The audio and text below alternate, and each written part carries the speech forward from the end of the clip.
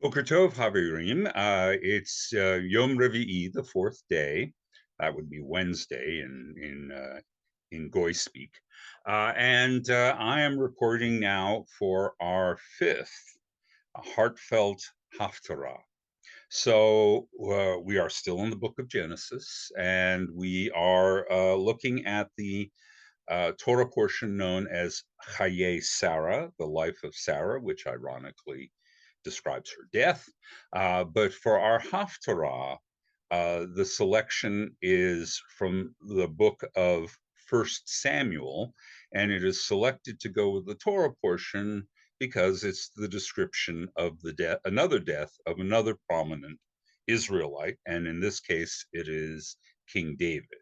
But before we get into the content of that, it's tent stake time. Yes, I do not keep this around in order to be able to do surveys, but rather it is a reminder that we have to have a sort of framework for understanding what's going on. I just keep looking at that prominent injury to my forehead. I just want you to know it's no big deal. It's just an abrasion. It happened to me at a wedding. I mentioned it on Facebook. Don't worry about it. All right. Ignore what's going on up there. All right. So I've explained to you about former and latter prophets, about narrative and literary prophets.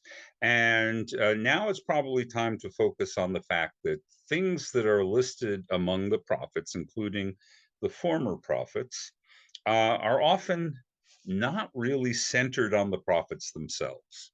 So when we're talking about the book of First Samuel, First and Second Samuel, the first thing to say is that Samuel is not the author, and he's just the first character that really dominates the storyline. And Samuel may or may not himself be a prophet. He's clearly what we would call a shofet, that is, a chieftain who provides leadership to the Israelite confederation, but he is also the gateway figure towards the creation of the Israelite monarchy. And First and Second Samuel are really what we would describe as chronicles or royal records. And First and Second Samuel really give an account of King David, the second king of Israel after Saul, and the most dominant figure in later parts of Jewish tradition. So it's really about David. But what we need to be aware of is that prophets play a role throughout this. Let's start with Samuel. Samuel is clearly a chieftain, but he is also perceived by the author to a certain extent, but clearly by later Jewish tradition, to also be a prophet himself. So he plays an important part in the first 10 chapters. So we get a big account of a prophet there. And then once David is established, we are introduced to what is probably the first and most interesting of the literary prophets until we get to Elijah, and that is Nathan. Now, Nathan teaches us something important about prophecy in the ancient world, and I think I've alluded to this, and that is that you can be an independent prophet who just has experiences and goes out and shares them to the public, or you can be on staff. The fact of the matter is that ancient kings, including David, employed prophets in order to give him direction for the management of his kingdom. There were two ways that the early kings of Israel could determine divine advice in order to act in the future. And one of those comes from the priesthood. And the priests had something called Urim Uthurim. which translates strangely as lights and perfection. We really don't understand what they're referring to. It seems to be some kind of divination device. And my best guess is it's something like a set of dice or lots or something that was thrown and apparently was actually worn on the breastplate of the high priest. And when there was a matter of great import for the kingdom, the king would tell the priest, let's consult with God. That's called droshing. And somehow the priest would roll these um, Urim and Thummim, and they would yield from them some kind of message. And based on what we've seen in books like Samuel, these messages can be quite elaborate, complete sentences and things like this. So we really don't get that. On the other hand, besides using this form of divination, which is licit, always remember when it comes to being able to predict the future, the Israelites didn't reject forms of divination. They said there were certain kinds that were legitimate or licit and certain kinds that were illegitimate, illicit. And Urim and Thummim is one form of legitimate divination. The other is the human oracle known as the prophet.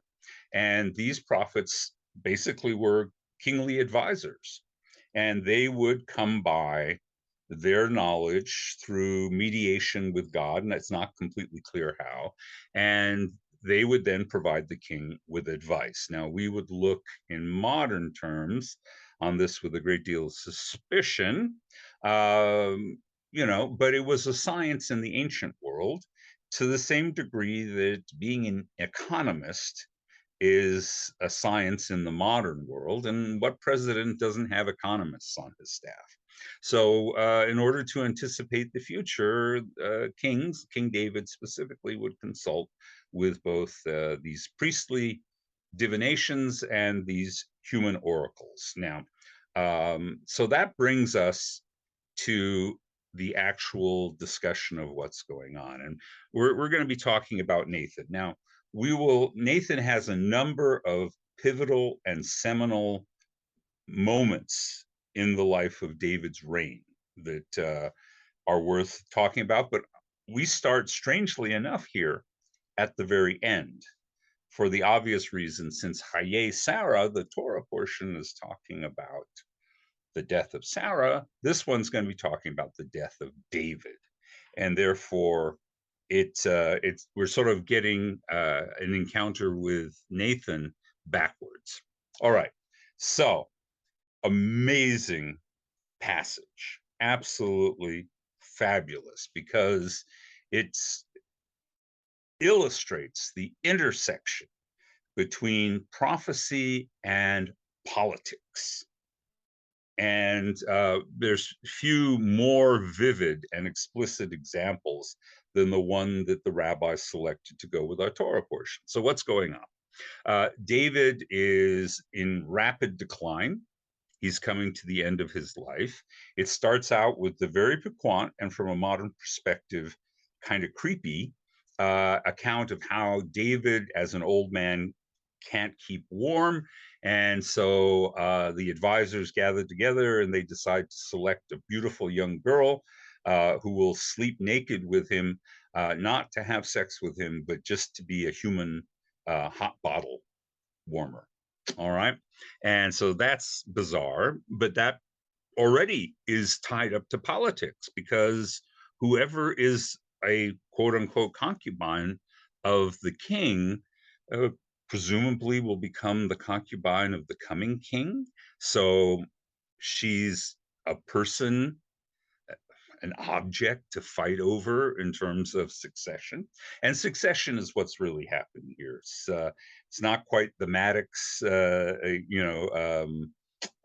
Fox News succession or anything like that, but it is succession. So what's happening is that David's third son, Adonijah, decides that he wants to preempt any conflict by declaring himself king while David is disabled but still alive. And so he starts gathering allies, he throws them parties, he starts parading around in a chariot that has a royal connotation to it, and doing all of these things. Now, what happens is that Nathan allies with David's fifth, sixth wife, I'm not sure, um, one we know about, and that's Bathsheba, right? Because of an earlier incident that happens in the book of Samuel. We'll talk about that at another Haftarah. Anyway, so she is the mother of Solomon, not the third son, but the fourth son. Now, the two prior sons are both dead. The two eldest sons have died under circumstances that are very melodramatic. And again, we can talk about those later. So, anyway, we have the third son conspiring to claim the throne, but then we have this team of a prophet and a wife coming together to ensure the succession of the fourth son. And so, what happens is that basically, Nathan and Bathsheba show up and say to the ailing David on his bed with his human water bottle, Your Majesty, did you declare Adonijah king? Because he's parading around as if he was king. If you recall, you promised that Solomon would be king. Now, this is incredibly dicey. There is no reference earlier in the book of Samuel that David designated Solomon to be king. So are they just speaking about something that wasn't recorded in the Chronicle? Or is this a manipulation of a diminished king saying, oh, surely you remember that you signed the will this way?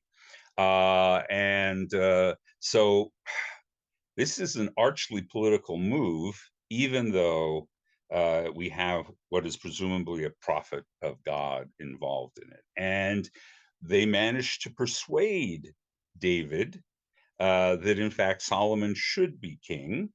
And then basically, David sends his trusted bodyguard and personal guard to arrest his third son, and Solomon becomes elevated to be king of Israel in succession to his father.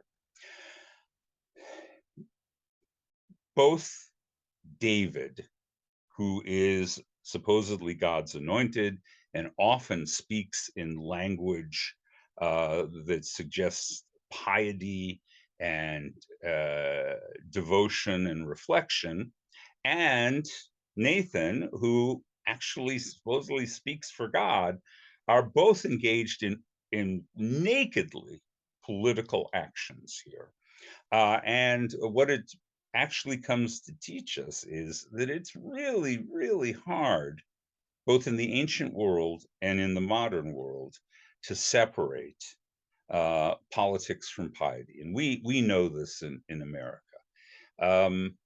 And it also reflects the not dishonorable idea that the values we have and the people we think are most capable of implementing those values need to be promoted and need to be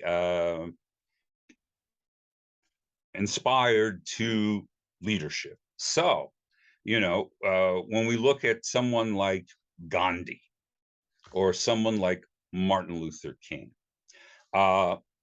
clearly both very, very spiritual people, but also political actors pursuing very specific political goals.